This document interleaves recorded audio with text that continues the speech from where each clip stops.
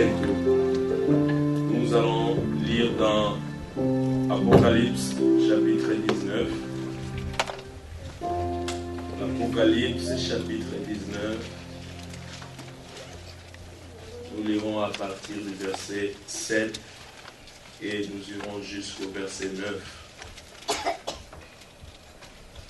Apocalypse chapitre 19. Nous lirons à partir du verset 7 et nous irons jusqu'au verset 9. Nous lisons dans les précieux noms de notre Seigneur Jésus-Christ. Amen. Amen. Réjouissons-nous, soyons dans l'allégresse et donnons-lui gloire. Car les noces de l'agneau sont venues, son épouse s'est préparée. Et il lui a été donné de se revêtir d'un fin lin éclatant, pur, car le fin lin, ce sont les œuvres justes des saints. L'ange me dit, écris, heureux ceux qui sont appelés au festin des noces de l'agneau. Oui, il me dit, ces paroles sont les véritables paroles de Dieu. Que le Seigneur bénisse ces paroles. Nous allons élever nos voix. D'abord lui dire merci pour cette occasion merveilleuse qu'il nous accorde dans sa présence. Nous allons lui dire merci pour la santé, la force qu'il a accordée à tout un chacun de nous et la disponibilité qu'il nous a donnée pour pouvoir nous rassembler pour écouter sa parole. Prions et disons merci au Seigneur Jésus-Christ. Seigneur bien-aimé, nous sommes reconnaissants et nous te disons merci pour la grâce que tu nous accordes d'être réunis tout autour de ton nom, Seigneur. Seigneur, ce qui est glorieux et prêt à venir, Seigneur. Cette gloire que tu es en train de nous préparer, cette gloire qui est inégalable, cette gloire qui est incomparable, Seigneur. Oui, déjà nous lèvons nos têtes car notre délivrance est proche. Bientôt, Seigneur, tu reviendras pour achever ce que tu as commencé dans la vie d'un chacun.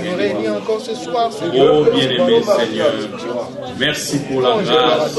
Aujourd'hui encore, tu as conduit les pas de tout un chacun de nous jusque dans ta présence.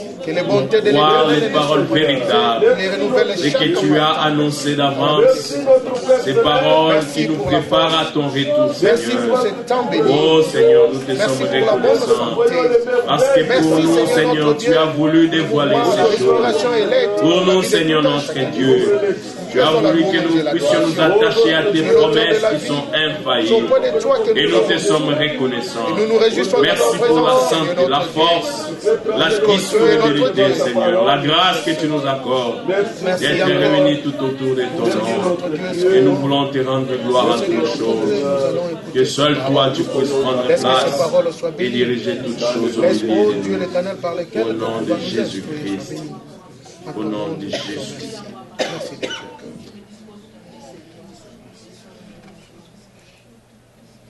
Nous allons encore chanter ces refrains.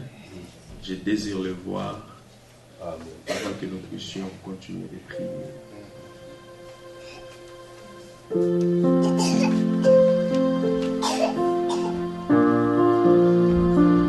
Ceci est le désir de toute épouse qui veut voir son époux. Alors que le Seigneur met ce désir dans le cœur de tout un chacun.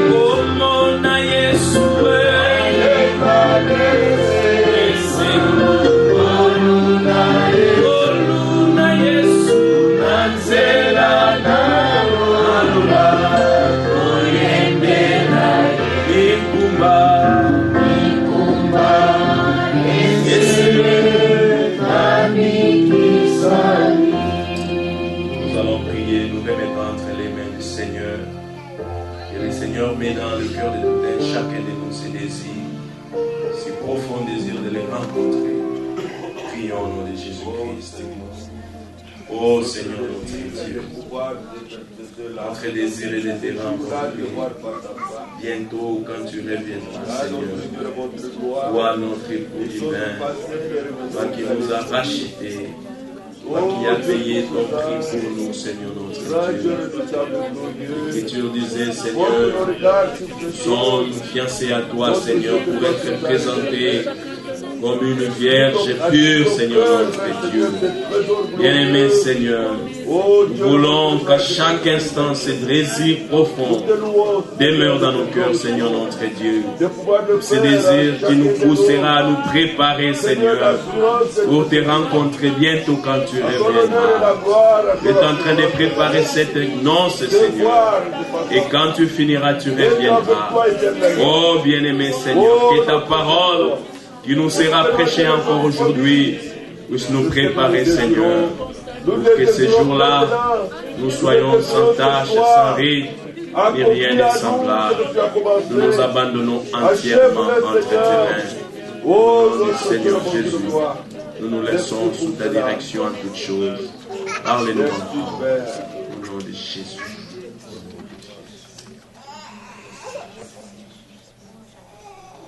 Nous te disons encore merci, Seigneur notre Dieu, pour ta grâce, ton amour que tu ne cesses de manifester en tout un chacun de nous.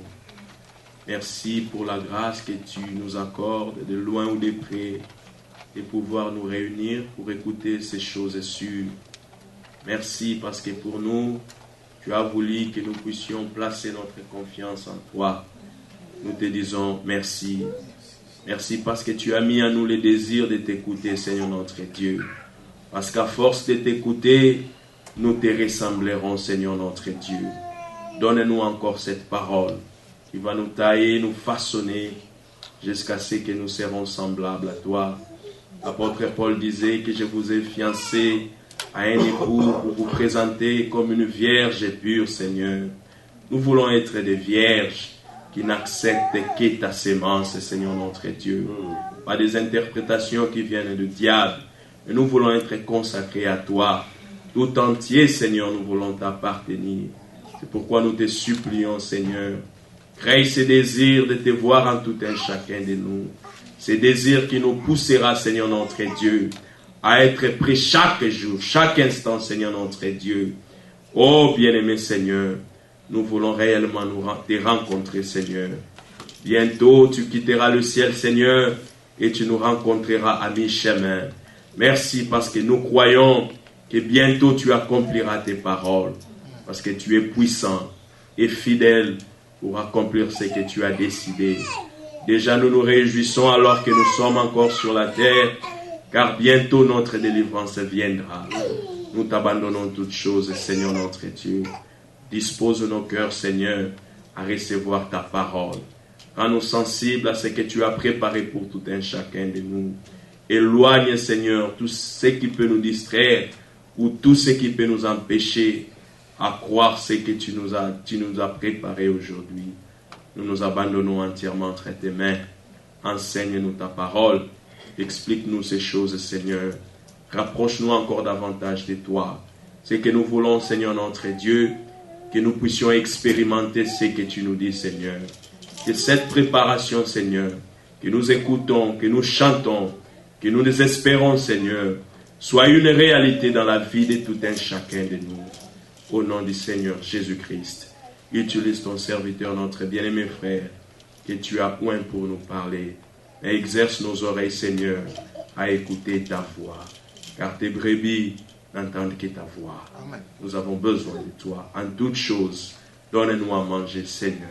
Nous avons soif de toi. C'est toi que nous voulons écouter, Seigneur notre Dieu. Parle à ton peuple. Au nom du Seigneur Jésus-Christ, nous avons ainsi prié. Amen. Amen. Que le Seigneur vous bénisse. Amen. Nous avons les salutations venant de notre frère Roland. Le frère Roland est en Europe. Il est en France maintenant. Il est allé à un mariage, il a voyagé depuis hier, vendredi, et il m'a envoyé un message aujourd'hui pour dire qu'il est bien arrivé et que je puisse saluer tous les saints au nom du Seigneur Jésus-Christ. Recevez ces salutations au nom du Seigneur. J'ai parlé aussi à maman Bernice cet après-midi. Elle a insisté, elle a dit, quand vous serez ensemble, transmettez nos salutations à tous les frères et sœurs au nom de Jésus-Christ. Que le Seigneur vous bénisse tous et que nos cœurs soient prêts pour écouter la parole. Nous invitons notre bien-aimé frère Félix qui viendra pour nous apporter la parole du Seigneur.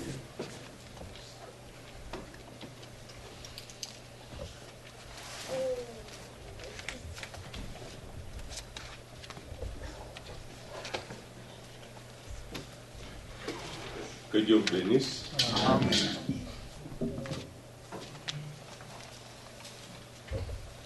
Nous prenons directement les Écritures.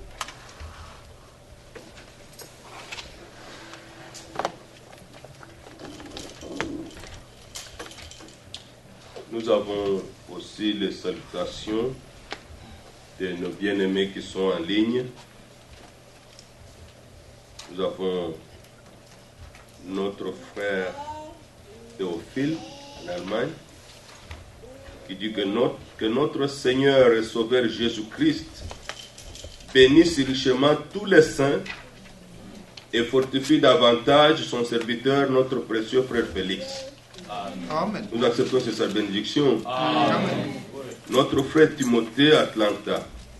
Notre frère Timothée avec sa famille et frère Flory vous salue dans le précieux nom de notre Sauveur et Rédempteur Jésus-Christ. Amen.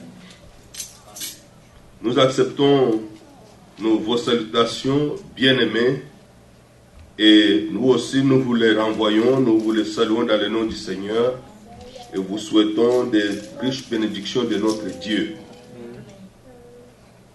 Ainsi, comme nous avons lu cette écriture, c'est vraiment merveilleux de l'avoir lu. C'est ce que le verset, ce que nous dirons bientôt. Oui. Nous dirons bientôt, réjouissons-nous et soyons dans l'allégresse, car les noces de l'agneau sont venues. Nous allons nous le dire les uns aux autres. Oui. Et nous désirons par cela apporter toujours de la clarté sur les choses que nous croyons. Je crois que vous avez pu suivre que dans l'étude sur les 7 périodes de l'Église, la révélation de Jésus-Christ, depuis que l'Église a commencé jusqu'à ce jour, il y a 7 âges. Mais à côté de ce que Dieu fait, nous avons pu voir qu'il y a une œuvre parallèle de l'ennemi, qui est même devenue populaire, qui d'autres pensent que c'est vrai. Mais de l'autre côté, le Seigneur va de l'avant avec les siens, et bientôt, il va achever ce qu'il a commencé. Ce qu'il a commencé en chacun de nous. Lorsque nous avons reçu la parole et reçu Christ dans nos cœurs, car le plus grand trésor, c'est Christ en nous, l'espérance de la gloire. Amen. Mais voilà qu'il y a des choses qui arrivent toujours lorsque les enfants de Dieu sont ensemble.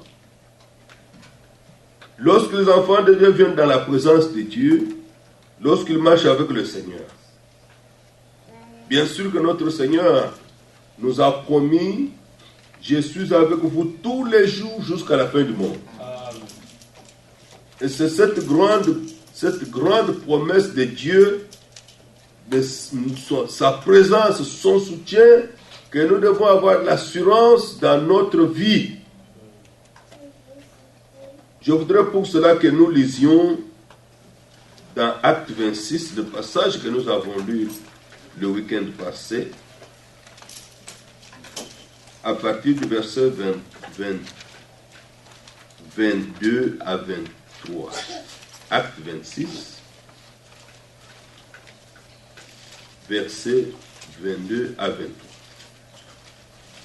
Il y a déjà sur le site de notre frère Franck la lettre circulaire d'octobre-décembre que je vous recommande de pouvoir lire.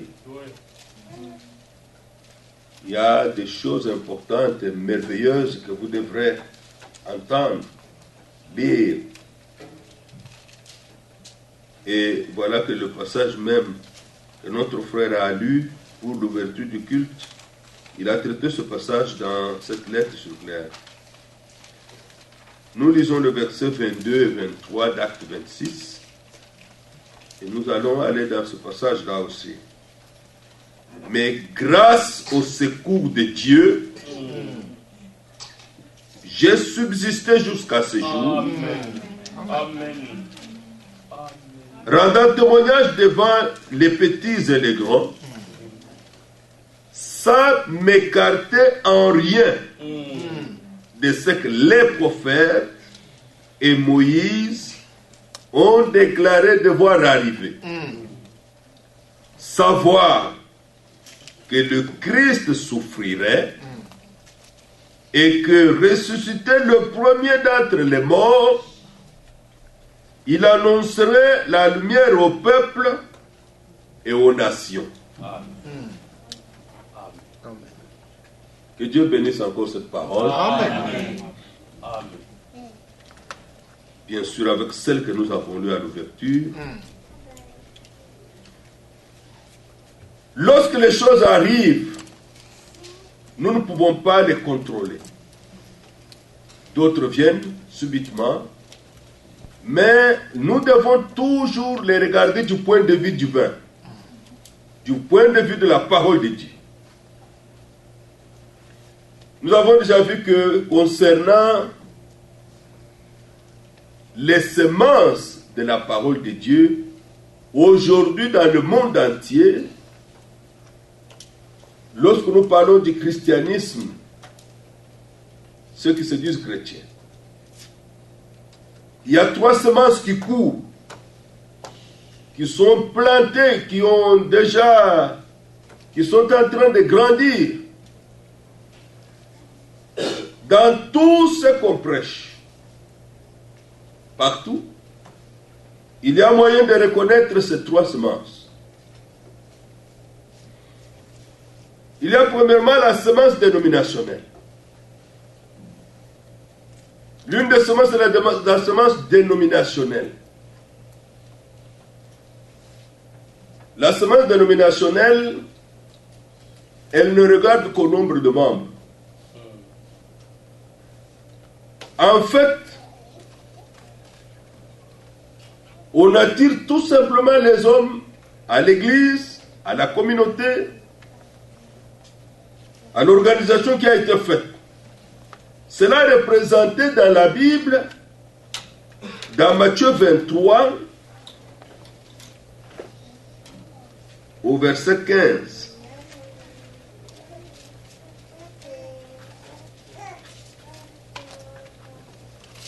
Parce que nous avons entamé de voir du point de vue prophétique des choses. Matthieu 23, le verset 15. Malheur à vous, scribes et pharisiens hypocrites, parce que vous courez la mer et la terre. Les voyages missionnaires sont faits, les gens sont envoyés de continent à continent. Vous courez la mer et la terre pour faire un prosélyte. On a pu l'attirer à cette religion. Et quand il l'est devenu, vous en faites un fils de la Guéhenne 2 fois plus que vous.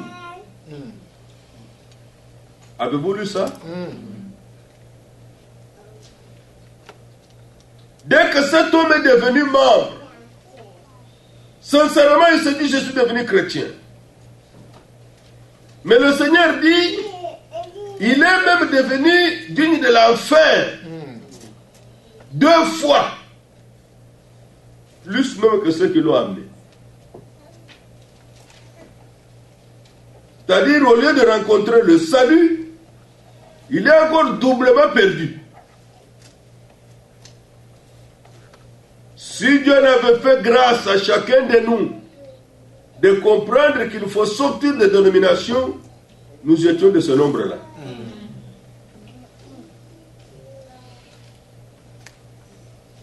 On a couru la mer, on a couru la terre, on a voyagé pour faire des prosélytes. Et notre Seigneur dit, cet homme, il devient digne de l'enfer plus que même 2 fois plus que celui qui l'a amené. Et c'est ça qui se passe aujourd'hui. L'importance dans l'évangélisation ou dans ce qu'on prêche n'est plus sur le salut, mais sur le nombre de gens qu'on peut avoir et toutes les manières qu'on peut trouver pour pouvoir les garder. Il y a des gens qui sont liés aux organisations aujourd'hui parce qu'on peut leur donner des choses matérielles, on peut leur donner des biens. Vous connaissez l'église où nous allions baptiser avant, du côté de Bloomington ici. Les gens là voulaient nous attirer à eux. Bon, il y a une maison ici, on ouvre beaucoup d'histoires. Vous pouvez prendre. On n'était pas fait pour ça. Nous, on cherchait un lieu d'adorer notre Seigneur en esprit et en vérité. J'étais encore dans une autre ville à Boston. J'ai vu sur les églises des pancartes, on a écrit, c'est ici votre nouvelle famille. Si vous vous sentez seul, venez ici. Combien de gens se sentent seuls ici, dans ce pays? Beaucoup. D'autres, les enfants les ont abandonnés. D'autres n'ont plus d'amis, souffrent, ils sont seuls.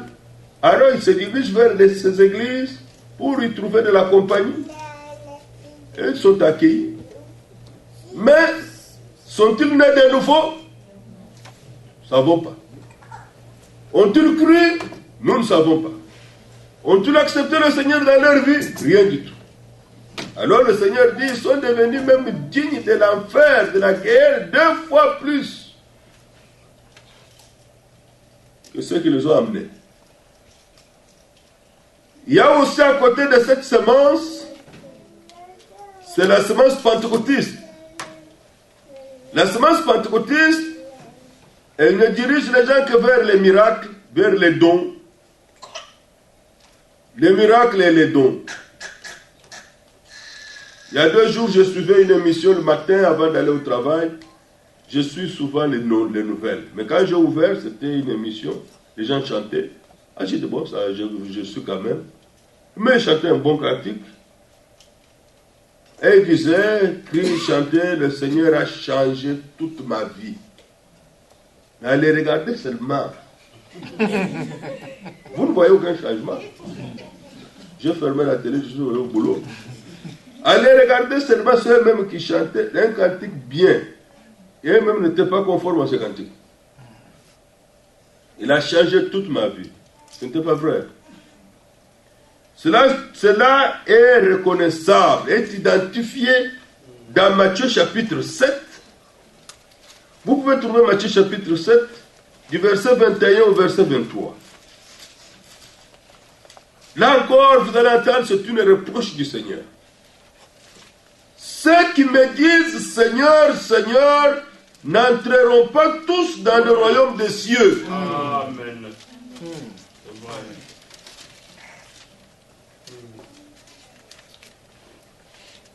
Leur déclaration n'a aucune garantie, aucune assurance qu'ils entreront. Mais seulement celui qui fait la volonté de mon Père qui est dans les cieux, c'est celui-là qui entrera. Verset 22. Plusieurs me diront en ce jour-là, pas aujourd'hui, pas maintenant, il y a un jour où cela sera dit. Le Seigneur dit, Seigneur, Seigneur, n'avons-nous pas prophétisé par ton nom? Les églises, on ne parle même pas des dons, on ne parle même pas des puissances, ne sont pas concernés ici. Ici, ce sont ceux-là qui ont les dons. Ce sont ceux-là qui expérimentent la puissance du Saint-Esprit. Ce sont ceux-là qui vivent ces choses spirituelles, qui ont des réunions charismatiques. Et ainsi de suite. N'avons-nous pas prophétisé en ton nom? N'avons-nous pas chassé des démons en ton nom, par ton nom? Et n'avons-nous pas fait beaucoup de miracles par ton nom? Ils n'ont même pas mentionné un seul instant. N'avons-nous pas baptisé en ton nom? Parce qu'au milieu d'eux, ils ont le baptême trinitaire.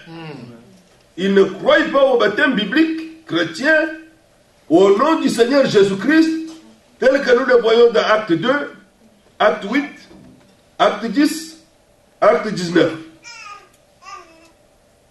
Tel que nous le voyons dans Romains 6.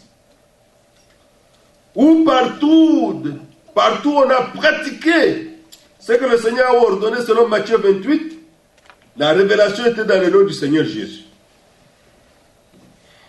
Ici le Seigneur dit, au verset 23, alors je leur dirai ouvertement, je ne vous ai jamais connu, retirez-vous de moi, vous qui commettez l'iniquité. Nous voyons par là que cette semence qui n'est liée qu'au don, cette semence qui n'est liée qu'aux dons spirituels, au miracle, à toutes ces choses, c'est une semence qui ne pourra pas entrer. Sommes-nous contre les dons? Non. Sommes-nous contre les miracles? Non. Le Seigneur nous fait grâce, il nous secourt. Mais ici, c'est le but de leur réunion. Et vous n'êtes pas appelés à être dans cet esprit. Parce qu'à côté de la semence dénominationnelle, à côté de la semence pentecôtiste sur les dons et les miracles, il y a la semence de l'épouse. C'est cette semence qui vous fera entrer. Ouais. Et je suis heureux que mon frère ait lu ce passage, parce que le passage que j'allais lire, dans Apocalypse 19, il a été dit à Jean, écris les choses qui doivent arriver bientôt. Les choses qui doivent arriver bientôt. Maintenant, ce que nous lisons dans le verset 7 sont des paroles que nous nous dirons bientôt. Nous allons doucement, nous allons sûrement, avec toute assurance vers l'achèvement de l'œuvre du salut de notre Dieu, de la rédemption à nous, tel que Dieu l'a accompli à Golgotha et que ça doit se manifester à nous. Lorsqu'il aura tout fini, il a dit, je m'en vais vous préparer une place. Je reviendrai, je vous prendrai. Les vrais croyants se diront les uns aux autres. Verset 7, Apocalypse 19. Réjouissons-nous. Amen. Soyons dans l'allégresse. Amen. Ouais. Cela ne veut pas dire que nous ne traversons pas des difficultés. Cela ne veut pas dire que nous ne traversons pas des problèmes, des cas de maladie, des cas d'affliction. Il ne s'agit pas de cela. Mais il s'agit qu'étant saisi par la révélation des promesses de Dieu pour le temps dans lequel nous vivons, dont la plus grande est le retour du Seigneur Jésus-Christ. Et avec cela, l'enlèvement de l'église épouse une église, pas des églises, une église, sur les nuées, à la rencontre du Seigneur dans les airs. Bien-aimés frères, bien-aimés sœurs, soyez certains que vous êtes dedans. Ouais. Croyez sûrement de tout votre cœur. Alors ces paroles, nous nous les dirons. Réjouissons-nous, soyons dans l'allégresse. Amen. Cette joie n'est pas la joie d'avoir réussi. Non, non. Cette joie n'est pas la joie d'avoir eu l'argent. Cette joie est la joie de ce que nous allons passer de la foi à la vue, des choses que nous avons crues, des choses qui sont vraies, des choses qui sont réelles. les noces de l'agneau sont venues, son épouse s'est préparée. Pour Dieu, l'œuvre est déjà finie, l'œuvre est déjà consumée.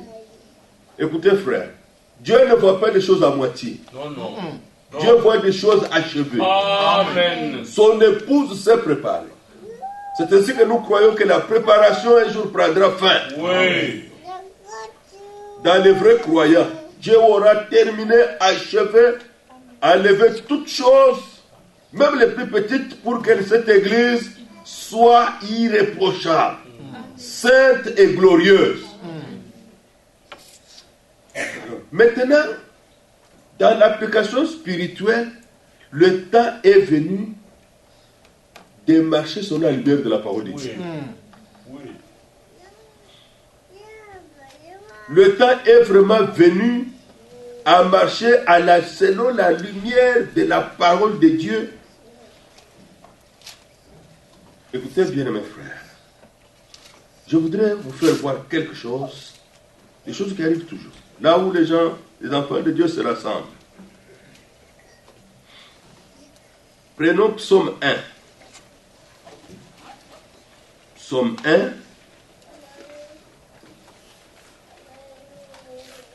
Chaque fois que nous aurons réunion pendant ce temps, il y aura toujours quelque chose dans ce genre que vous entendrez.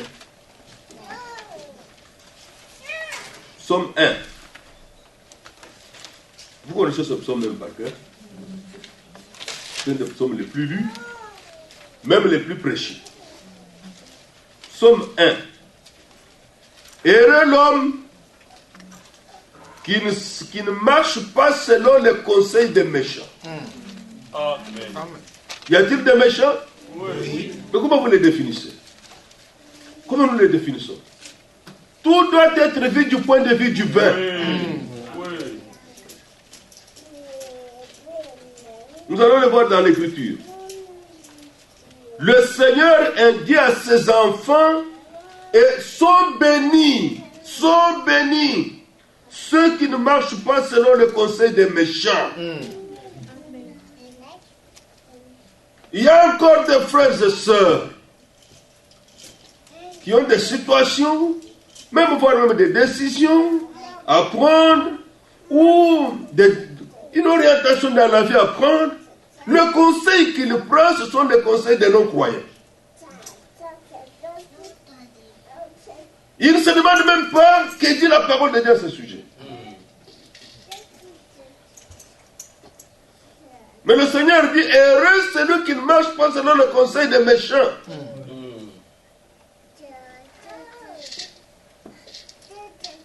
Prenez cette page, gardez-la.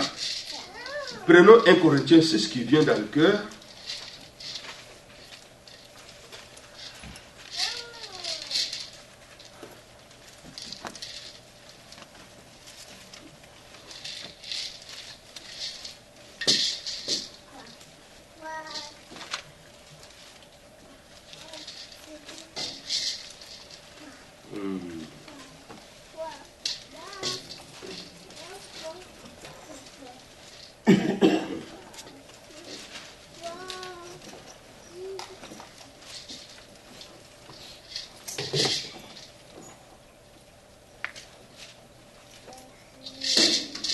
Bon, 1 Corinthiens 6.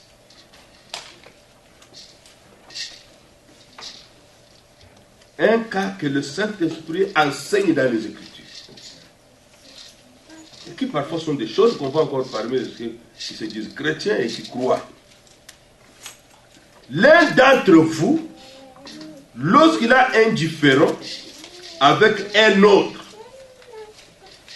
ose-t-il plaider devant les injustes et non devant les saints? Ici, c'est dans l'assemblée locale. Un différend entre un frère et un autre, ou une sœur et une autre.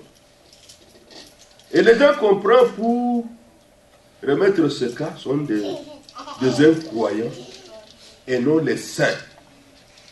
D'abord, quand le Saint-Esprit dit ça par Paul, ça me réjouit.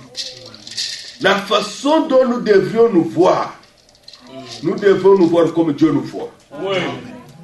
Amen.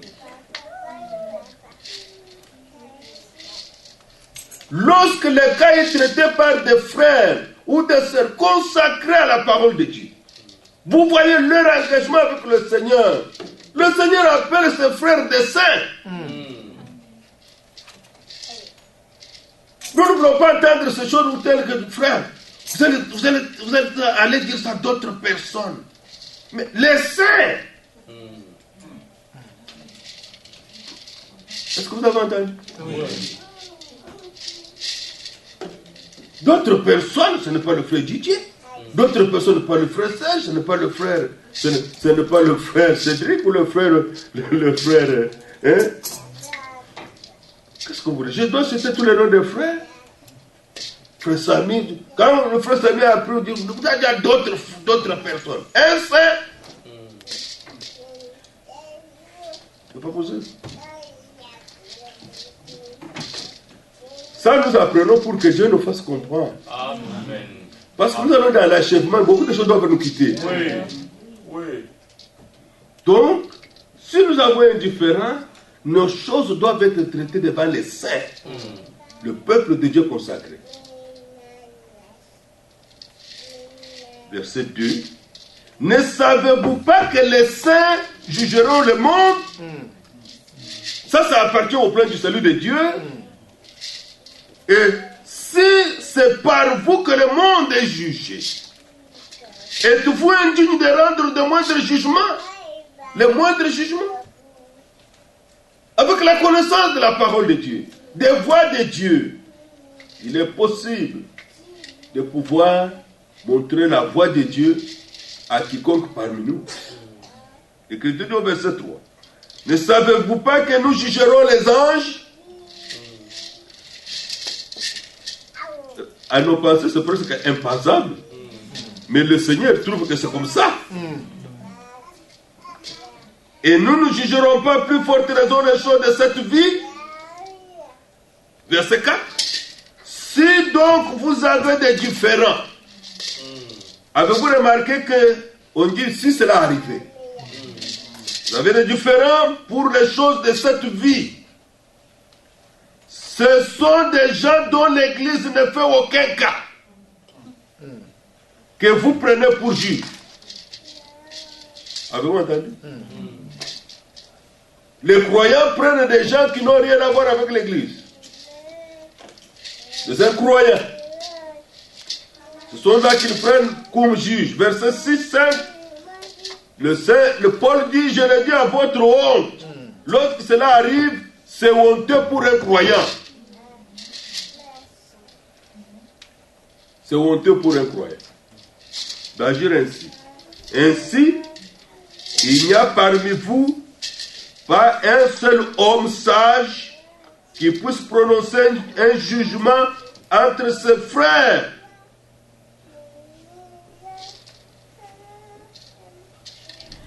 Vous voyez?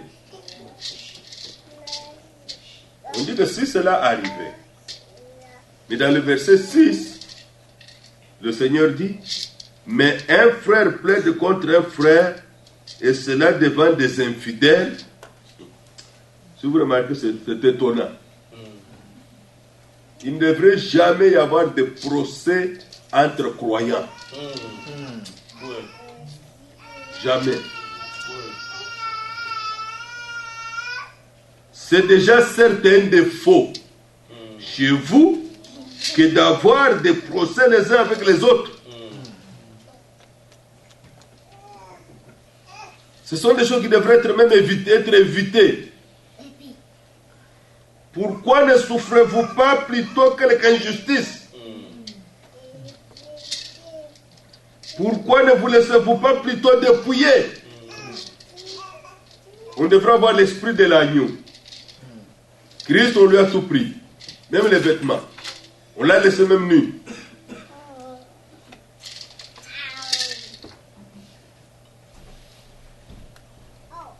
Nous étions dans le psaume 1, où l'Écriture dit, heureux l'homme qui ne marche pas selon les conseils des méchants. Et voilà ici dans 1 Corinthiens 6, le Saint-Esprit nous a donné un cas, une application. L'homme qui ne s'arrête pas sur la voie des pécheurs, et qui ne s'assied pas en compagnie des moqueurs. Ça, c'est un vrai croyant. Ce n'est pas sa compagnie. Dieu ne nous retire pas du monde. Mais les bons amis, les vrais amis devraient être les frères croyants et les sœurs croyants. Oui. Oui. Qui ne s'arrêtent plus sur la voie des pécheurs et qui ne s'assied pas en compagnie des moqueurs. Vous savez, il y a quelques semaines, un mois, où nous avons parlé en passant sur chacun a toujours son milieu de vie naturel. Les oiseaux, leur milieu naturel, c'est dans l'air. Ils volent. Les poissons, c'est dans l'eau. Les animaux herbivores, c'est dans les plants, dans les plaines. Et nous sommes comme cela. Alors le croyant lui-même, son milieu de vie, c'est dans la parole de Dieu. Amen. C'est pourquoi dans Colossiens, il est dit que la parole du Seigneur habite parmi vous abondamment. Amen. Dans Hébreu, il est dit, exhortez-vous les uns les autres. Oui. Maintenant, le verset 2 dit, mais qui trouve son plaisir dans la loi de l'Éternel, la parole du Seigneur, et qui la médite jour et nuit. J'aime beaucoup les mots que le Saint-Esprit utilise dans les Écritures. Non seulement qu'il vient par coutume, il ne vient pas par habitude, mais il a le plaisir dans son cœur de méditer la parole de Dieu.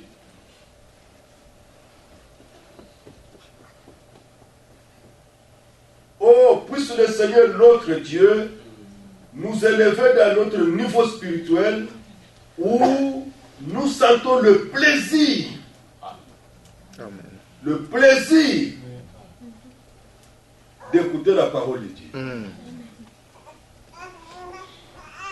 Vous savez, et parmi beaucoup de sports, j'aime beaucoup le football que les Américains appellent soccer. Et il y a des équipes que j'aime, que j'admire. Mais parfois, il y a des jours, des moments où ils ont match, des moments où je dois quitter pour venir écouter, adorer le Seigneur. Cela n'a pas d'importance. Cela n'a pas d'importance de manquer un match d'une équipe que j'admire bien par rapport à la parole de Dieu.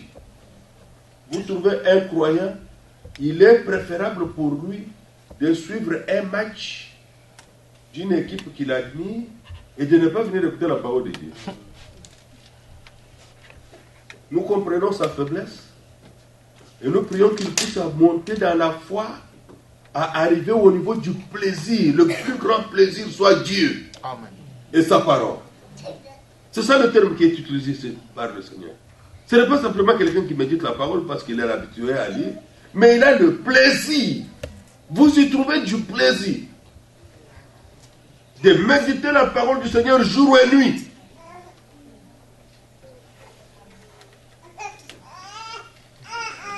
Aujourd'hui, nous sommes les gens les plus bénis.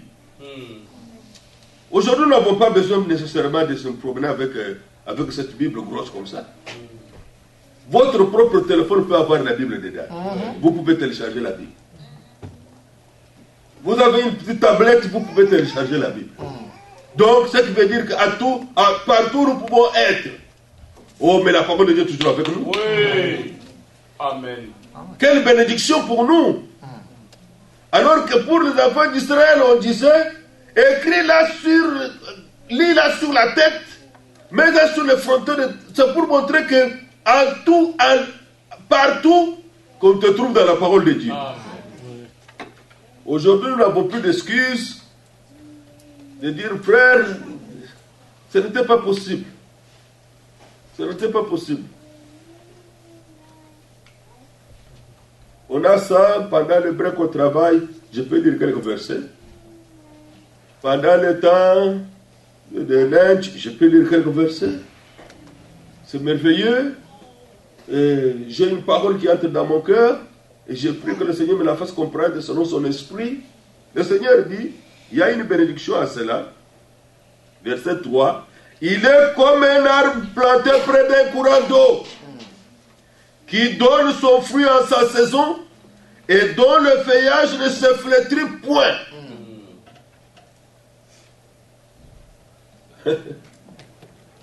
Le frère Franck écrit dans cette nouvelle lettre, il dit, le problème aujourd'hui n'est pas simplement, si nous avons écouté un message que Dieu a envoyé aujourd'hui, ce n'est pas simplement ça.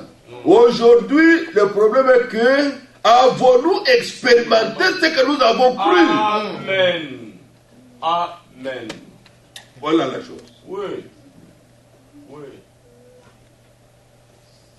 Avons-nous expérimenté ce que Dieu nous a enseigné, ce que Dieu nous a fait connaître? Et aujourd'hui, il s'agit de fixer notre attention là-dessus. Cet homme est comme un arbre planté près d'un courant d'eau qui donne son fruit en sa saison et dont le feuillage ne se flétrit point. Alléluia. Amen. D'abord ici, il est décrit sa propre santé spirituelle. Il ne connaît pas la sécheresse. Parce qu'il est dans la parole de Dieu. Il est dans son milieu de vie. Comme l'on disait, si on vient nous regarder, on nous trouve dans la parole. Qu'on nous trouve dans la parole. Et quand toi-même tu te regardes, tu sais que la parole de Dieu est en toi. Les deux choses.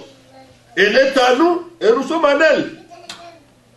Parce que le Seigneur a dit cela, que la parole du Seigneur habite parmi vous abondamment. David a prié dans le psaume, il dit, tu veux que la vérité soit au fond du cœur. Et le même Seigneur dit dans Jean, si vous demeurez dans ma parole, vous êtes vraiment mes disciples, vous connaîtrez la vérité et la vérité vous affranchira. Amen. Et l'Écriture ajoute dans le verset 3 du psaume 1, tout ce qu'il fait lui réussit. Amen. Amen. Le fait de trouver le plaisir dans la parole du Seigneur, le Seigneur notre Dieu va étendre la bénédiction et vous donner la réussite. Amen. Gloire à Dieu. Amen.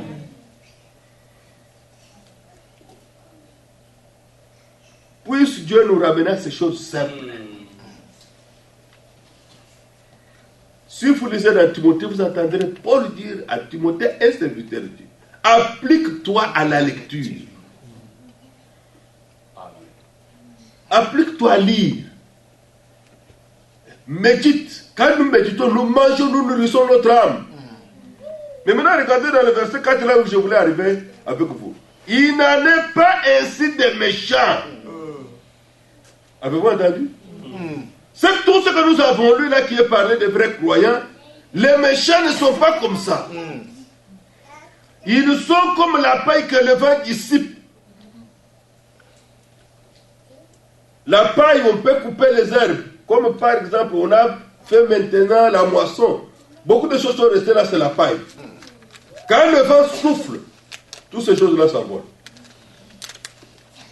Ils sont comme cette paille. Le verset 5 dit, c'est pourquoi les méchants ne résistent pas au jour du jugement, ni les pécheurs dans l'assemblée des justes. Amen. Avez-vous entendu? Oui. Il n'en est pas ainsi des méchants. Lorsque maintenant, dans l'assemblée du Seigneur, l'assemblée biblique, les hommes et les femmes sont consacrés dans la parole de Dieu, au Seigneur, le pécheur ne peut pas y résister. Pourquoi nous disons, aujourd'hui le temps est venu de marcher selon la parole de Dieu. Lorsque le méchant viendra, ne pensez pas que le méchant, c'est n'importe qui. Le méchant est religieux. Oui. Oui. Oui. Tu dis vrai, lisons l'écriture.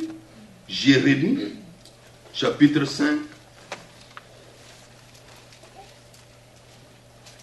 Jérémie, chapitre 5.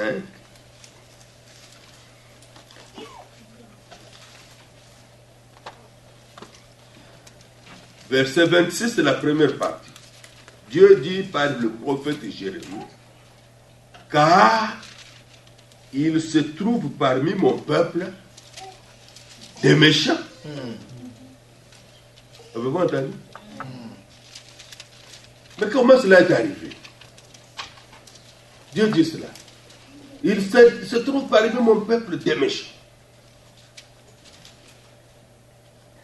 Pourquoi? Parce que quand l'évangile est proclamé, l'évangile est annoncé, nous l'avons déjà lu dans Matthieu 13, il est comme le royaume de Dieu est semblable à un filet. Lisez avec moi la parabole du Seigneur. C'est un mystère. Matthieu 13, verset 47. Le royaume des cieux est encore semblable à un filet jeté dans la mer et ramenant des poissons de toute espèce. Disons Amen. Amen. Quand il est rempli, les pêcheurs le tirent. Et après s'être assis sur le rivage, ils mettent dans des vases ce qui est bon. Ils mettent dans des vases ce qui est bon et ils jettent ce qui est mauvais. Il en sera de même à la fin du monde. Les anges viendront séparer les méchants d'avec les justes. Amen. Car et ils les jetteront dans la fournaise ardente où il y aura des pleurs et des graissements de dents. C'est quand il a annoncé tous ces... Regardez, il y a beaucoup de paraboles. Au verset 51, il pose la question. Avez-vous compris toutes ces choses? Et les disciples disent oui. Et répondirent-ils. Le filet de l'évangile peut attirer tous les poissons. Parce que le Seigneur avait dit à Pierre, Pierre, je vais faire toi pêcheur d'hommes. Je vais faire de toi pêcheur d'hommes. Et quand l'évangile attire, il attire tout. Tous peuvent venir. Je vais vous montrer qu'Israël est sorti de l'Égypte pour aller dans la terre de promesse. Mais en allant dans la terre de promesse, vous allez voir que ce n'était pas simplement les Juifs. Ce n'était pas simplement les Hébreux.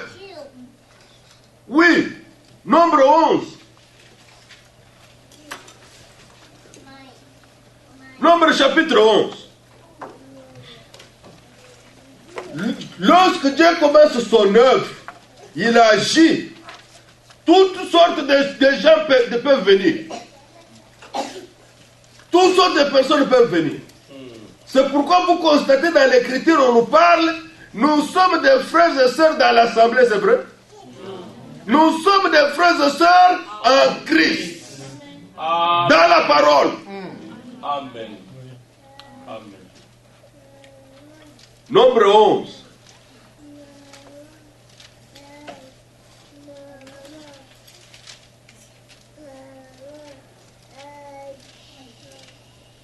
Verset 1.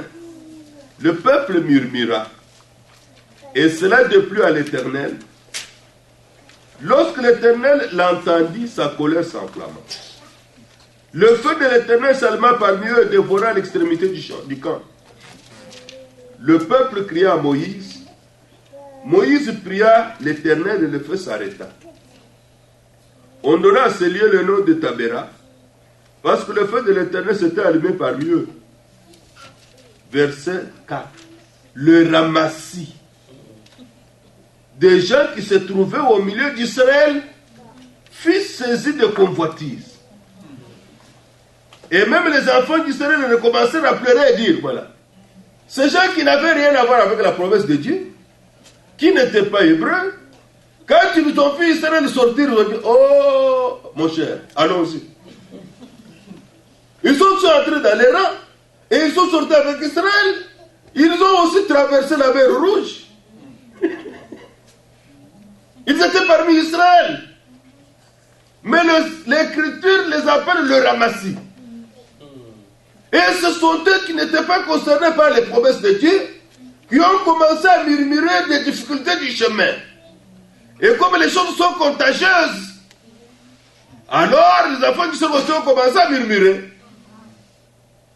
Mais c'est le ramassis. Ils croyaient que le chemin était simple. Ils croyaient que les choses se passeraient comme ça. Un mouvement. Un mouvement. Vous ne voyez pas aujourd'hui que parfois dans certains milieux, vous avez l'impression que croire en Dieu, c'est un mouvement aujourd'hui. C'est un mouvement. La chose réelle n'est pas arrivée. La nouvelle naissance n'a pas eu lieu. La conversion n'est pas arrivée. Le changement de vie n'a pas eu lieu. Les délivrances ne sont pas accomplies. Mais on dit, bon, non, maintenant c'est le temps où tout le monde prie. Maintenant tout le monde prie. Regardez comment le mouvement des hommes d'affaires chrétiens s'est éteint, même au pays là-bas chez nous. Pourquoi? Ça a entraîné tout le monde. Non, c'est le temps où tout le monde prie, les hommes d'affaires prient. Ils sont venus non convertis, ne comprenant pas ce que Dieu demande d'un croyant. Ça s'est arrêté. Ça ne fonctionne pas comme ça. Dieu œuvre avec sa parole. Dieu travaille avec le cœur consacré. Parce que Dieu, nous avons entendu, lorsqu'il nous appelle à lui, Dieu nous attache à lui. Oui. Amen. Amen. Dieu ne nous laisse pas comme des électrons libres, on va comme on veut. Non, Dieu nous lie à lui. Amen. C'est pourquoi Job dit, mes pieds sont attachés à ses pas. Amen. Et si vous allez aussi dans l'Apocalypse, il est dit, les 144 000 qui viendront après nous, qui seront appelés d'Israël, ils suivent l'agneau partout où il va. Et nous aussi, nous avons lu dans Jean chapitre 10, mes brebis entendent ma voix. Amen. Et elles me suivent. Amen. Et elles me suivent. Le Seigneur nous lie à lui, à sa voix. Ce peuple ici s'est ramassé, s'est retrouvé parmi le peuple de Dieu. Le Seigneur est tellement merveilleux. Le voyage a pris 40 ans. Tous ces ramassés sont tous morts. Tous. Ils n'ont eu aucun héritage dans le pays de la promesse. Quand le partage a eu lieu, on a donné seulement aux 12 tribus d'Israël. Tous ces gaillards sont tous morts dans le désert. Tous. Ils n'avaient aucune part aux promesses de Dieu. Oh, que Dieu soit loué. Amen. Le méchant. Regardez ce que dit l'Écriture à ce sujet. Nous allons dans Ésaïe 11. Peut-être que je peux prendre encore. Nous sommes encore dans nombre. Prenons nombre. Restons encore un peu dans nombre. Il y a un exemple merveilleux. Un très bon exemple. C'est de Corée, Dathan et Abiram. Ils furent appelés méchants par Moïse. Mais Corée, qui était Corée? C'était un cousin de Moïse. Un cousin, un membre de famille, qui à un moment donné n'a plus compris l'ordre divin parmi le peuple de Dieu. N'a plus compris l'ordre divin. Nombre chapitre 16.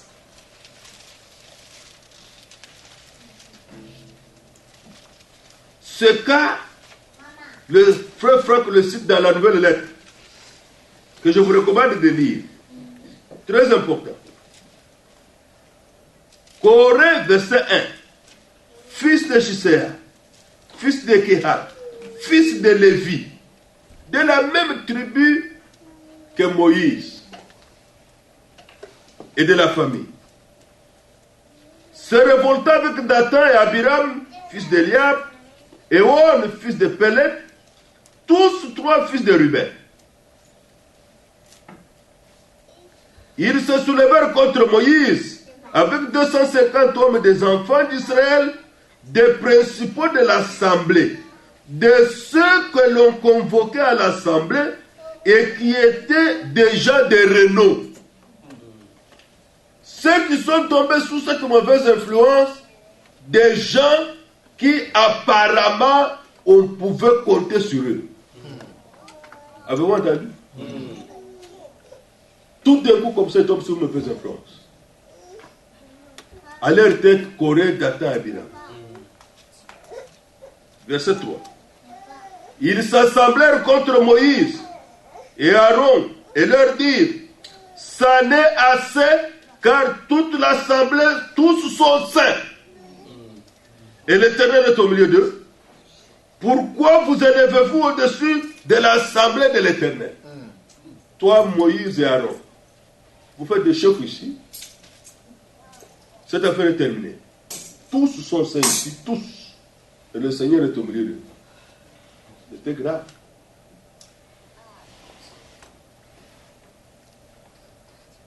Verset 4. Quand Moïse eut entendu cela, il tomba sur son visage. Il parla à Corée, à toute sa troupe. Vous voyez que cette assemblée de plus de 250 personnes, ce n'était plus une assemblée, c'était une troupe. Un attroupement. Tout ce qui ne fonctionne pas selon l'ordre divin, c'est un attroupement. Oui. Oui. Un attroupement. Vous comprenez? Un attroupement, c'est quelque chose de désordonné. Ça n'a rien à voir avec Dieu. Ça, ce n'est pas selon la marche de Dieu. Le verset 5 dit, demain l'Éternel fera connaître qui est à lui et qui est saint. Et il le fera approcher de lui. Il fera approcher de lui celui qu'il choisira.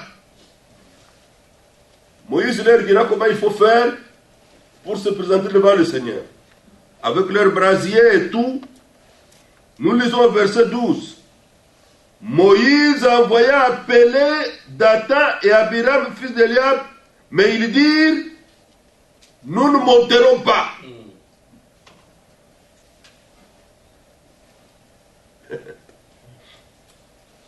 Ces gaillards ici, ils ont refusé d'obéir au conducteur, Moïse, que Dieu avait établi.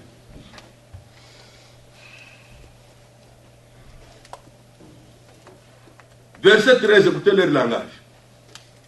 N'est-ce pas assez que tu nous aies fait sortir d'un pays où coule le lait et le miel? L'Égypte?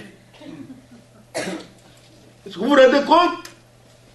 Dieu dit qu'à Israël, c'est le pays où coule le lait et le miel. Ces gaillards disent, nous venons de comprendre que ça n'est assez. Tu nous as arrachés de là où coule le lait et le miel.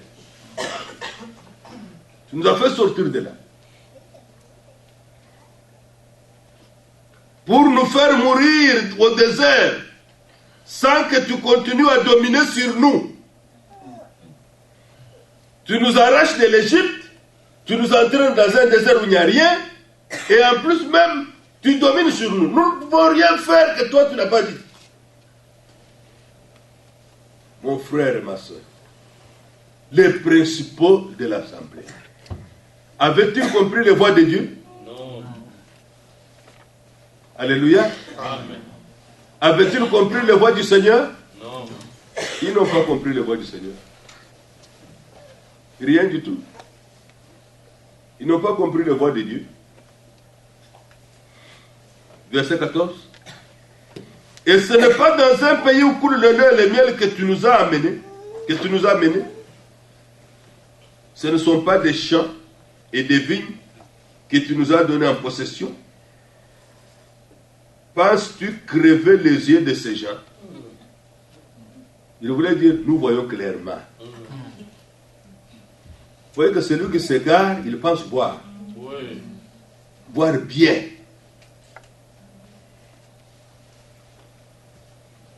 Alors la réponse était, nous ne monterons pas. Ils ont refusé.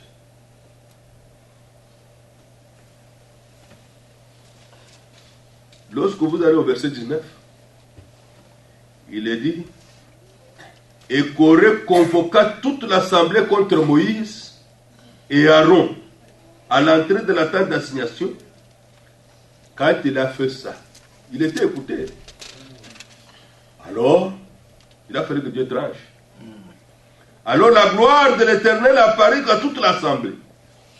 Et l'Éternel parla à Moïse et à Aaron et dit, séparez-vous du milieu de cette assemblée et je les consumerai en un seul instant.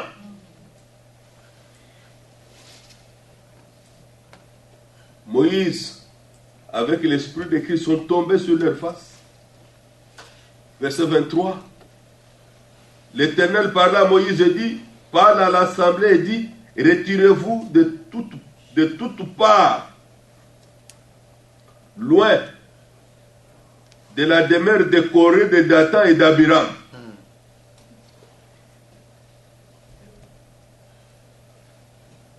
Verset 25.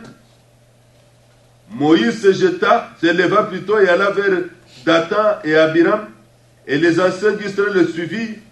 Il parla à l'assemblée et dit, éloignez-vous des tentes de ces méchants hommes.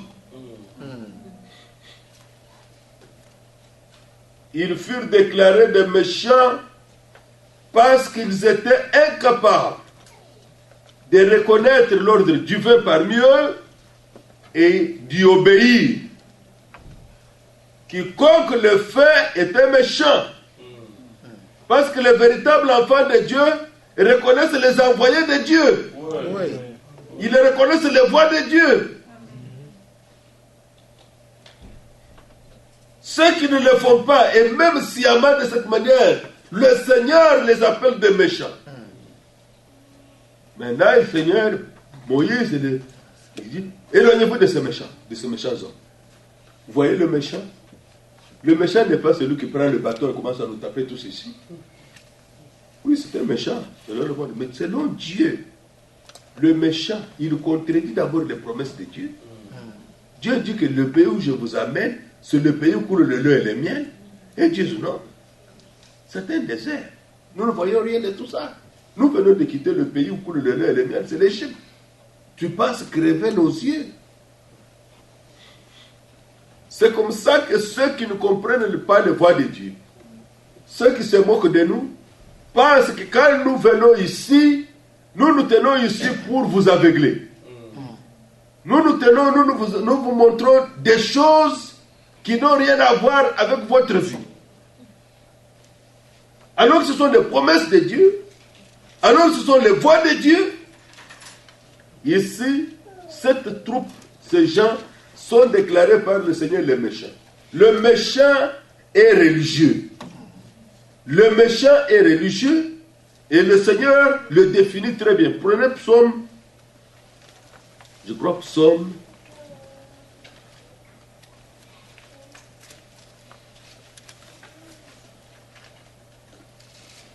'est un bon psaume là, le Seigneur parle clairement.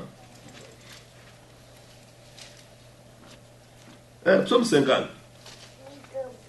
Regardez le méchant, comment Dieu le définit.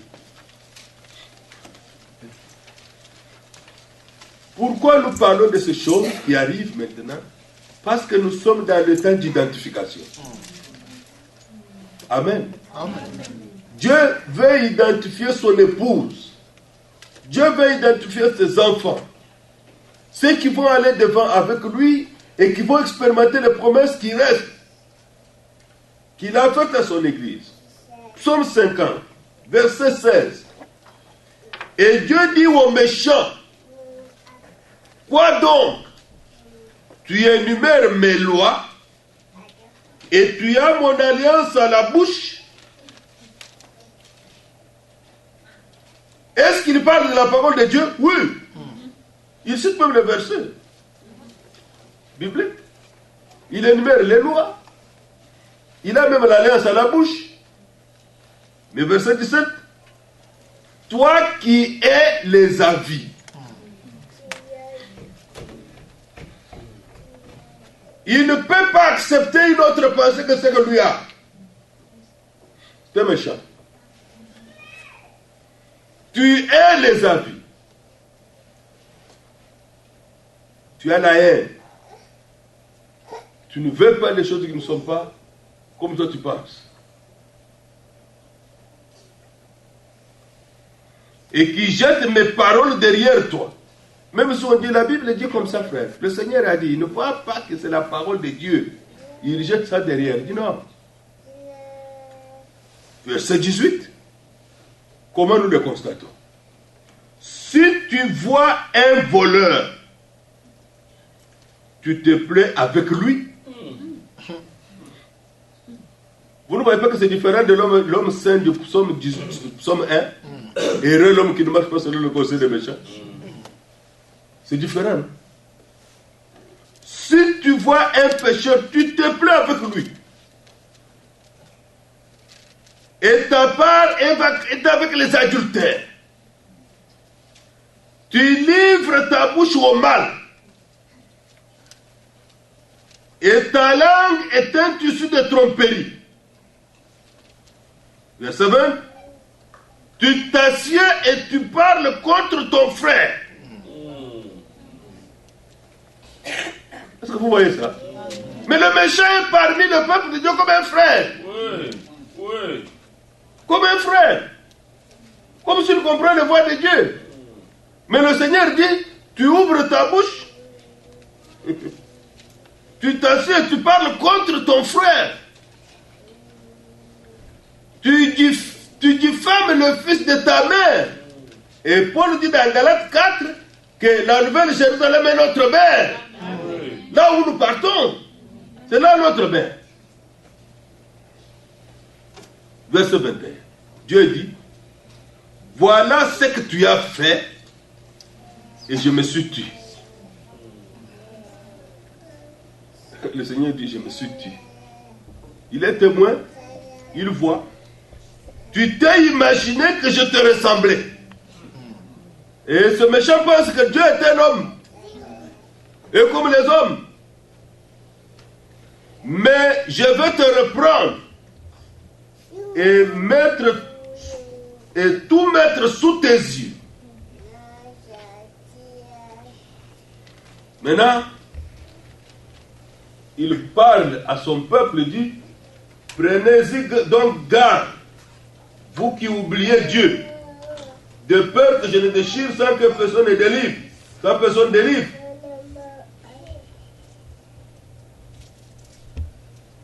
Que Dieu soit loué. Vous voyez comment, du point de vue divin, Dieu définit le méchant. Le méchant ne considère pas la parole de Dieu. Le méchant ne considère pas ce que Dieu a dit. Il jette les paroles de Dieu derrière. Le méchant est les avis. Le méchant se plaît dans la voie des pécheurs, des voleurs, de tous ces gens qui font le mal. Il se plaît là-bas. Et l'Écriture déclare, il est même critiqueur. Ce sont ceux-là qui prennent les choses des frères à l'église et qui parlent à la cité. Et quand ils ne parlent même pas du bien, ils parlent mal. C'est ce que le Seigneur dit ici. Maintenant, quand cela arrive, on est étonné. Oh, mes frères, c'est quoi? Mais Dieu l'a déjà dit. Il y aura des méchants parmi mon peuple. Et vous entendez, quelqu'un vient et dit, frère, mais comment le frère a pu faire ça? Mais comment tu le discernes? Tu le discernes comment? Discerner avec la parole de Dieu. Ne discerner pas parce que toi tu t'es senti mal avec tes propres sentiments. Parce que regarde, prenez Moïse. Corée, c'était son cousin. C'était son cousin. Si vous suivez, vous allez plus loin dans Genèse, vous verrez, Corée, c'était son cousin. Quand vous allez même dans Exode plutôt. Dans Exode. C'était son cousin, son frère. Mais dans le royaume de Dieu, dans les choses de Dieu, il a connu quelque chose de grave. Ces hommes sont partis vivants dans la mort. La terre s'est coupée et Dieu, la terre les a avalés. Ils ont disparu. C'était le châtiment que Dieu les a donné. Et c'était son cousin. Si vous n'avez pas un discernement spirituel, vous n'aurez pas à avoir un bon jugement. Vos sentiments seront un obstacle. Vos propres manières de voir seront un obstacle. Voilà pourquoi ici, il est important dans l'église du Dieu vivant de voir comme Dieu voit. Amen. Amen. De voir du point de vue public. Du point de vue du Seigneur. Il n'y avait pas condamné Moïse, il n'y avait pas condamné Aaron, c'était des hommes envoyés de Dieu. Le Seigneur parlait avec eux et n'ont pas simplement pu reconnaître et le châtiment les a atteints. Nous sommes à la fin des temps pour vous montrer que tous ces esprits sont avec nous. ce sont des choses qui arrivent toujours. Ça arrive. Ce sont des choses qui arrivent là où les enfants de Dieu se rassemblent. Et quand cela arrive, vous ne le voyez pas dans la parole de Dieu. Je dis, ah, mais ça, nous l'avons vu dans la parole de Dieu. Vous êtes avec quelqu'un, il commence avec l'écriture. Il commence à parler du frère. Tu parles de qui? Ah, quand vous avez les oreilles longues, comme les oreilles de lapin, le lapin tourne les oreilles dans tous les sens. Comme des radars. Il capte ce qui est au nord. Le croyant n'est pas comme ça. Le croyant écoute la parole de Dieu. Le croyant écoute la parole de Dieu. Alors c'est qu'il faut faire. Tu parles de qui? Tu parles de tel frère, de telle soeur? Non, frère. Nous n'avons pas cette habitude dans la maison de Dieu. Amen. Il est d'abord j'ai un autre. Vous dites, frère, soeur, tu parles de qui? De notre soeur? Non? Notre frère? Nous n'avons pas cette habitude dans la maison de Dieu. C'est ainsi que l'Écriture dit, le pécheur ne peut pas résister dans l'assemblée de Jésus. Il n'aura pas quelqu'un à qui il peut parler ces choses. C'est vrai. Il n'aura pas quelqu'un. J'ai lu sur l'internet quelqu'un qui disait, le problème n'est pas que celui qui vient ce qu'on t'a dit, mais pourquoi on t'a choisi que toi? Oui, c'est ça. C'est ça la question. Pourquoi on t'a choisi que toi? Et tu as écouté. Mais ose le faire, ose le dire, bon, est-ce que tu peux accepter que ce que tu dis là tout de suite, j'appelle le frère ou la soeur, tu le répètes. Vous allez voir comment les démons là vont le foutre tout de suite. C'est vrai. C'est quand on prend plaisir à écouter que ça devient, c'est bon. Mais dis tout à fait, tu as fini? Oui. Ok, assieds-toi, tu prends le téléphone. Frère Didier, oui. Est-ce que tu peux venir? Je vais venir, je viens. Oui, répète ce que tu viens de me dire.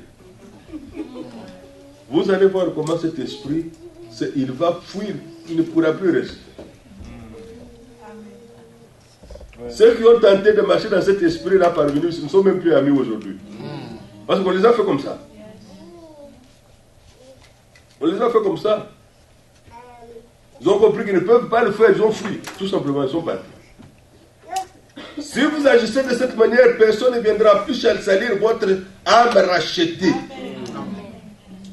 Le messager disait, votre cœur n'est pas une poubelle. C'est un endroit pour écouter, mettre la parole précieuse de Dieu. Frère, la parole créatrice. La parole qui nous amène les bénédictions. Psaume 1. Il est comme un arbre planté près des courants d'eau. Il ne sèche pas. Son feuillage reste vert. Et ajouté, tout ce qu'il fait lui réussit. La vie spirituelle est bénie. La vie matérielle est bénie. Amen. Quelqu'un dit la parole de Dieu. Oui, oui. Prenons Proverbe. Proverbe.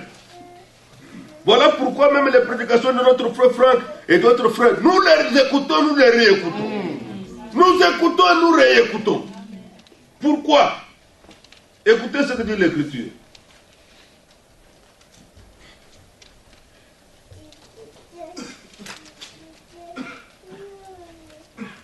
Nous allons lire des paroles précieuses. Proverbe 3.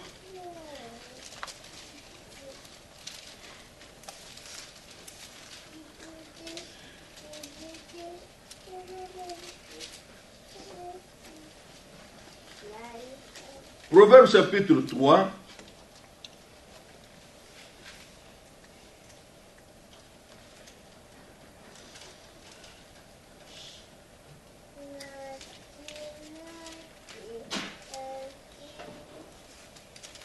Verset 3. Même si nous commençons au verset 1, c'est bien. Mon fils, n'oublie pas mes enseignements. Et que ton cœur garde mes préceptes. Car ils prolongeront les jours et les années de ta vie. Amen. Amen. Et ils augmenteront ta paix. Que la bonté et la fidélité ne t'abandonnent pas. Dans Darby, on dit que la bonté et la vérité ne t'abandonnent pas. lis-les à ton cou, écris-les sur la table de ton cœur. Tu acquerras ainsi de la grâce et une raison saine aux yeux de Dieu et des hommes. Amen. Confie-toi dans le Seigneur de tout ton cœur. Oui. Et ne t'appuie pas sur ta sagesse. Ne t'appuie pas sur ta propre compréhension. Ne sois pas comme les méchants, ils n'aiment pas les avis. Et qu'est-ce que Dieu va faire? Reconnais-le dans toutes tes voies. Amen. Et il aplanira tes sentiers. Amen. Puisse Dieu le faire aujourd'hui pour nous. Amen. Ne sois point sage à tes propres yeux. Crains le Seigneur et détourne-toi du mal. Je causais avec un frère et une soeur. J'ai dit, moi j'ai cette attitude dans la vie. Lorsqu'il s'agit de la parole de Dieu, je suis intransigeant. Ce que Dieu a dit, je ne peux pas changer ça. Parce qu'il a dit, n'ajoutez pas, ne retranchez pas. Mais pour les autres questions des choses de la vie, je ne dois pas prendre mon avis comme si c'était une parole de l'évangile. C'est discutable, ça fait changer. Un frère peut voir mieux que moi. Amen. On peut discuter sur quelque chose à acheter. On peut discuter sur quelque chose à prendre. Un frère a plus de renseignements que ce que moi j'ai. Il connaît un peu mieux la chose que moi. Je peux prendre son avis. Moi, je marche comme ça. Mais il y a des gens qui ne prennent... C'est ce que lui veut là qui doit être fait. C'est ce que lui veut penser. Même dans les choses normales, dans les choses où on peut discuter. Il n'y a que dans la parole de Dieu, nous devons rester avec Dieu dans ce qu'il a dit. Oui. Amen. Oui. Oui. Tu demandes à un frère, tu demandes à une soeur, le frère t'explique un peu le bien fondé, peut-être qu'il a plus de renseignements là-dessus, il te montre le bien fait, il te montre aussi l'autre côté où ça ne va pas. Sois flexible. Oui. Sois flexible. Prends ce qui est bien. Mais le conseil même est gratuit. On ne le paye même pas. Maintenant, on ne peut pas avoir la même attitude avec la parole de Dieu. C'est pourquoi il a été dit de Jean-Baptiste que tu vas aller voir dans le désert. Et un roseau agité par le vent. Une doctrine fait comme ça, il prend. Une autre, il prend. Non. Les vainqueurs, le Seigneur a dit, je ferai d'eux une colonne dans la maison de notre Dieu. Amen. Ici, l'Écriture dit, ne sois point sage à tes propres yeux. Verset 7. Crains le Seigneur, détourne-toi du mal. Verset 8. Ce sera la santé pour tous tes muscles. Amen. Ce sera la santé pour tes muscles. Et un rafraîchissement pour tes os. Amen. S'appuyer dans tout ce qu'on fait sur la parole de Dieu. Reconnaître le Seigneur dans votre vie. Reconnaître son action, sa présence. Fonder sa vie sur la parole. Confie-toi au Seigneur dans ses promesses. C'est la santé pour tes muscles. Amen. C'est la santé, un rafraîchissement pour tes os. Oui. Amen. Verset 9. Honore le Seigneur avec tes biens. Oui. Amen. Non seulement avec nos paroles, mais aussi avec nos biens. Et avec les prémices de tout ton revenu. Alors tes greniers seront remplis d'abondance. Et tes cuivres regorgeront de mou. Gloire à Dieu. Amen. Verset 21. Mon fils, que ces enseignements ne s'éloignent pas de tes yeux. Garde la sagesse et la réflexion. Elles seront la vie de ton âme.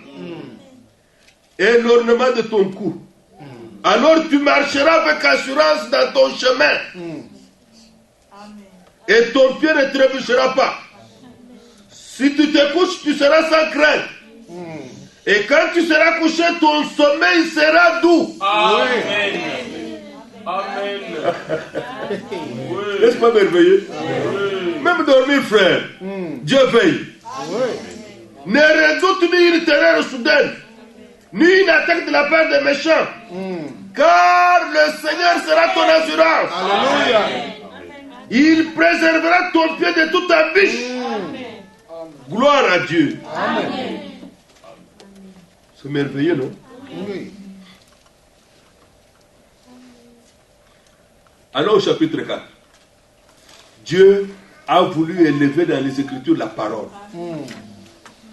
C'est à cela que les élus sont accrochés. Oui. Verset 20, Proverbe 4. Mon fils. Commençons au verset 19, le verset 18. Le sentier des justes est comme la lumière resplendissante, dont l'éclat va croissant jusqu'au milieu du jour. Il est éclairé par la parole de Dieu. Vers le soir, la lumière paraîtra. Et le Seigneur a révélé sa parole pour que les choses se voient. La voix des méchants est comme les ténèbres. Ils n'aperçoivent pas ce qui les fera tomber. Le méchant marche, il ne sait pas ce qu'il va faire tomber bientôt. Et tout d'un coup, on découvre qu'il est tombé. Mon fils, sois attentif à mes paroles. Prête l'oreille à mes discours. Qui ne s'éloigne pas de tes yeux.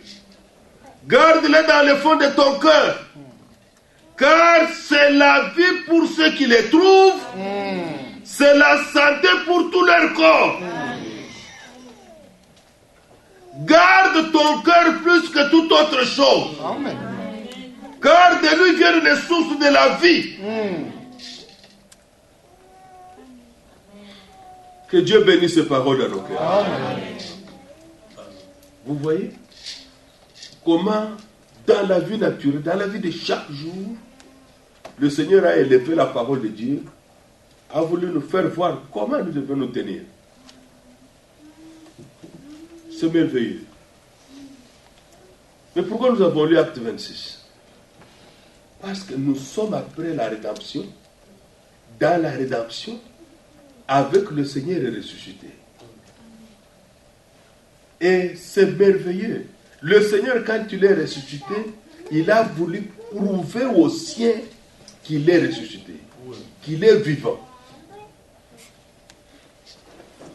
Il l'a fait. L'Écriture dit dans Acte 26 que ressuscité le premier d'entre les morts, qu'il annoncerait la lumière au peuple et aux nations. Voilà pourquoi nous avons lu dans Apocalypse 2, Apocalypse 3, chaque lettre à la fin, que celui qui a les oreilles entend ce que l'Esprit dit aux églises. Ce que l'Esprit dit aux églises. Qu'est-ce que le Seigneur dit encore aujourd'hui? Aujourd'hui, dans le temps dans lequel nous nous trouvons, il s'agit de cela. Lorsque l'Esprit parle, il nous conduit dans toute la vérité. Oui. Amen. Il nous conduit dans toute la vérité. Lorsque nous disons que là où 2 ou 3 sont assemblés à mon nom, nous ne le disons pas simplement, mais nous croyons que c'est ce qu'il nous a promis. Oui. Il nous a promis d'être avec nous. Il a promis d'être dans nos rassemblements. Comment nous nous y attendons? Comment nous le voulons? Comment nous le désirons? Ça, c'est la chose dans laquelle nous nous trouvons aujourd'hui. Nous devrions être conscients, être désireux, comme mon frère au début du culte. J'avais beaucoup aimé ça. Que nous puissions être conscients de la promesse de notre Dieu, de désirer le voir. Oui. Lorsqu'il viendra, nous voulons le voir face à face. Amen. Mais c'est la promesse que Dieu nous a faite. Oui. 1 Jean chapitre 3. 1 Jean chapitre 3. Oh, j'aime bien le refrain là, je désire le voir. Voyez quel amour le Père nous a témoigné. Pour que nous soyons appelés enfants de Dieu, et nous le sommes. Si le monde ne nous connaît pas, c'est qu'il ne l'a pas connu. Bien-aimés, nous sommes maintenant enfants de Dieu, Et ce que nous serons n'a pas encore été manifesté, mais nous savons que lorsqu'il paraîtra, nous serons semblables à lui. Amen. Parce que nous le verrons. Amen. Tel qu'il est. Oui. Amen. Amen. Amen. Je désire le voir. Nous le verrons tel qu'il est. Nous le contemplerons. Voilà pourquoi pour ce temps, le regard de l'élu de Dieu, le regard de l'épouse n'est pas fixé sur l'ami de l'époux. Non, non. N'est pas fixé sur quelqu'un d'autre. Le regard est fixé sur l'époux, Oui. sur le Seigneur de gloire. Nous écoutons ce que l'Esprit dit au travers des envoyés. Nous écoutons ce que l'Esprit dit au travers de ses serviteurs, mais nos regards sont fixés sur Jésus. Amen. Amen. Les regards sont fixés sur Jésus. Ça, c'est très important. Très, très important pour l'ère dans laquelle nous nous trouvons. Regardez ici, verset 3, 1 Jean 3, verset 3. Quiconque a cette espérance en lui se purifie comme lui-même est pur. Amen. Amen. Voilà pourquoi nous avons entendu ce qui nous a été dit. Maintenant, il s'agit de savoir est-ce que j'ai expérimenté ce qui avait été prêché. On m'a prêché qu'il revient. J'ai cru qu'il revient. J'ai cru que je serais enlevé. J'ai cru que je le ferais face à face. Cette espérance me pousse à me purifier. Oui. Amen. Lorsque vous allez dans Daniel 12, il est dit, lorsque le livre scellé sera ouvert, lorsqu'on le lira, le peuple sera épuré, blanchi, purifié.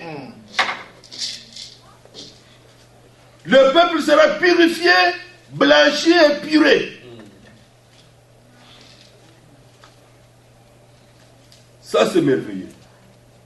Lorsque nous allons entrer dans la révélation de cette sceau, vous verrez cela.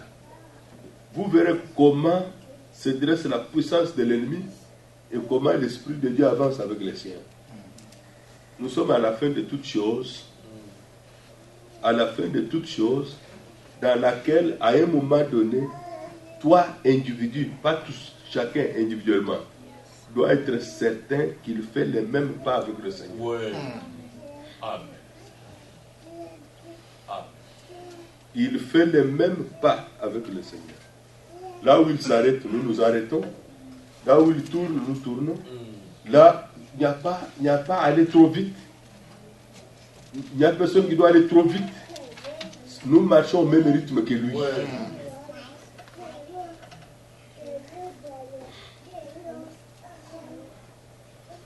C'est pourquoi nous sentons un chant ici.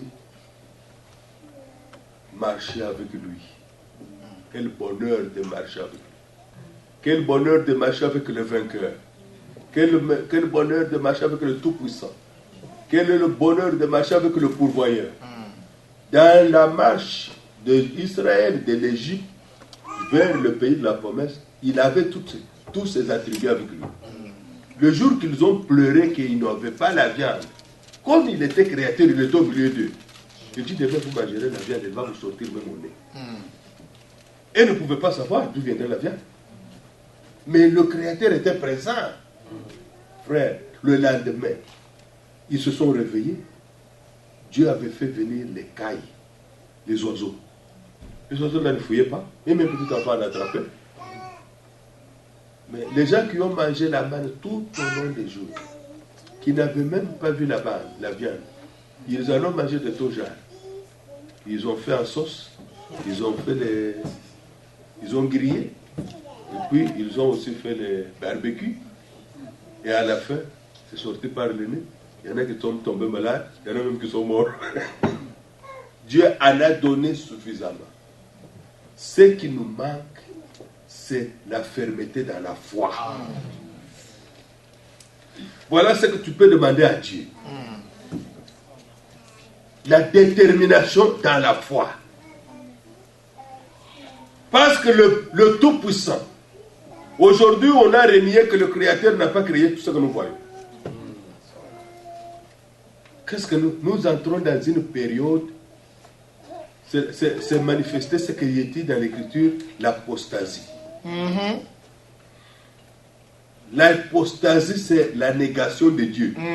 Dieu n'existe pas. Quand vous entendez même un grand leader religieux dire le monde n'est pas venu par la parole de Dieu, le monde est venu par la théorie de l'explosion. On enseigne même ça maintenant aux enfants à l'école. Le papa dit ça, il le croit. Il ne pense pas que la chose était créée, ceci, créée, cela. Non. Il y a eu cette théorie de l'évolution avec le grande explosion qui a eu lieu, ainsi de suite. Il y a un frère qui me disait même que dans les discussions avec quelqu'un, il lui a dit, mais pourquoi depuis lors les gens ne changent pas? Oh non, ça prend beaucoup de temps. C'est dans cette théorie, pourquoi ça ne change pas? Oh, ça prend beaucoup de temps.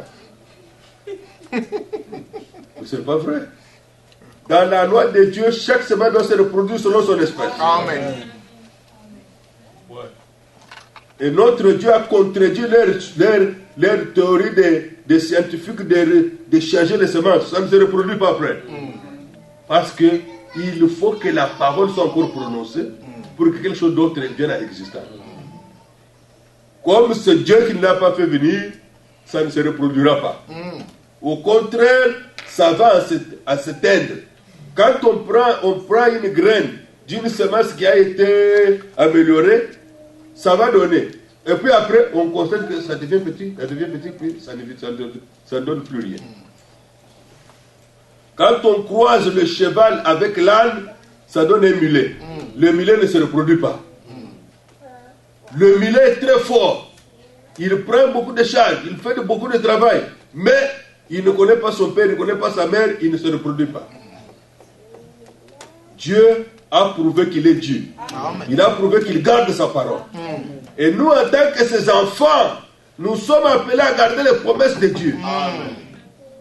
Oui, frère, j'ai prié le matin, hier, et autres, je dis, Seigneur, donne-moi la détermination dans la foi.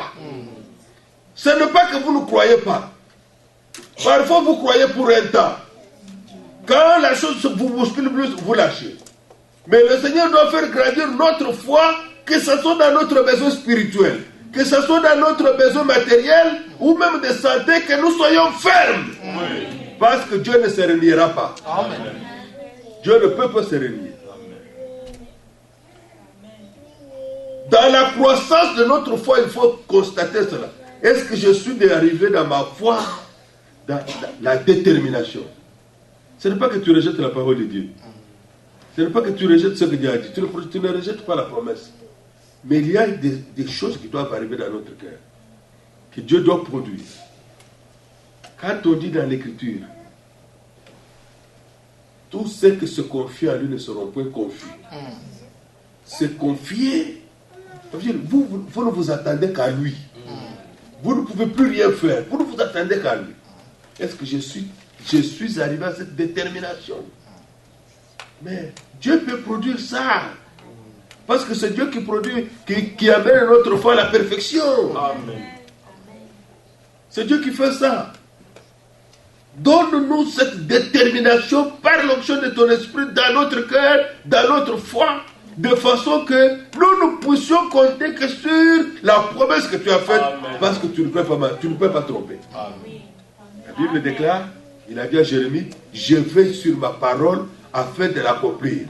Pendant qu'il veille sur sa parole, donne-moi la détermination. Oui. Amen. Amen. Croyez-vous cela? Oui. Croyez-vous qu'il peut le faire? Amen. Il a dit, sans moi, vous ne pouvez rien faire. Amen. Alors ce soir, nous voulons le lui demander. Amen.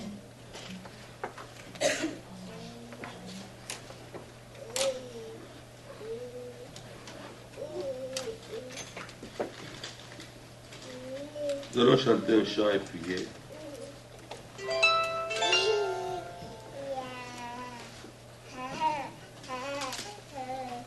Chantons, j'ai résolu.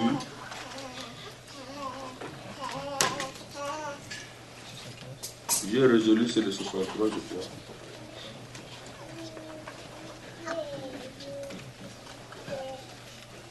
Non.